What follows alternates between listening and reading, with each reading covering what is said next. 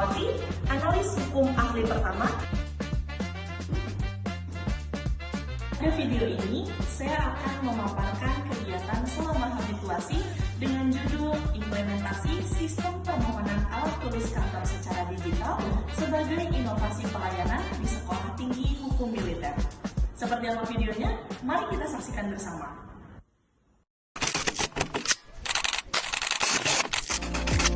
Kegiatan pertama dimulai dengan tahap mengamati alur permohonan alat tulis kantor yang sedang berjalan. Pada tahap ini, dilakukan pengamatan terhadap proses manual, mulai dari pengecekan stok alat tulis kantor di gudang logistik, penerimaan permohonan melalui pesan WhatsApp, hingga pendistribusian alat tulis kantor kepada masing-masing unit kerja. Selanjutnya, pada tahap kedua yaitu mengidentifikasi hal-hal yang dibutuhkan dalam permohonan alat tulis kantor. Kebutuhan yang dirinci meliputi jenis alat tulis kantor, jumlah yang dibutuhkan, unit kerja, dan informasi pendukung lainnya. Tahap ketiga adalah menyusun format permohonan alat tulis kantor yang terstandar, sehingga proses pengajuan menjadi lebih terstruktur. Memasuki kegiatan kedua, yaitu menyusun panduan penggunaan. Pada tahap pertama, dilakukan uji coba Google Form untuk memastikan seluruh fitur dapat digunakan dengan baik dan tidak terkendala. Kemudian, pada tahap kedua, disusun petunjuk penggunaan Google Form sebagai panduan bagi unit kerja dalam melakukan pengisian formulir.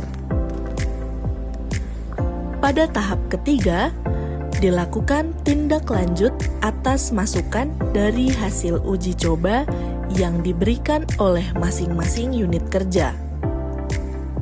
Hasil masukan tersebut berguna untuk menyempurnakan sistem yang telah dibuat agar sesuai dengan yang diharapkan ke depannya.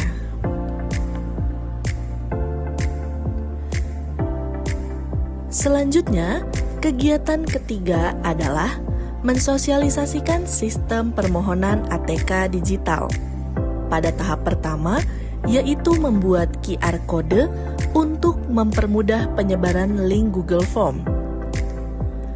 Pada tahap kedua, dilakukan penyampaian informasi kepada unit kerja terkait Google Form yang telah diperbaiki agar dapat segera digunakan. Penyampaian informasi ini dilakukan secara berkala seperti pada saat kegiatan apel pada pagi hari.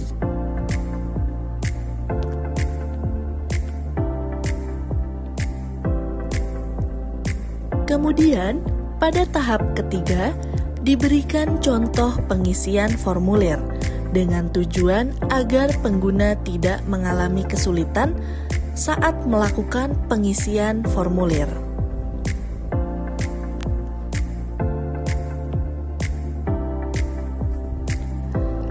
Kegiatan keempat adalah mengimplementasikan sistem permohonan alat tulis kantor digital. Pada tahap pertama, yaitu menempelkan QR Code di ruangan logistik, sehingga setiap unit kerja yang datang langsung dapat diarahkan untuk melakukan pemindaian atau scan barcode pada ponsel masing-masing. Pada tahap kedua, melakukan konsultasi dengan mentor guna memperoleh arahan, bimbingan, dan masukan, khususnya dalam proses evaluasi sebelum disusunnya penyusunan laporan aktualisasi.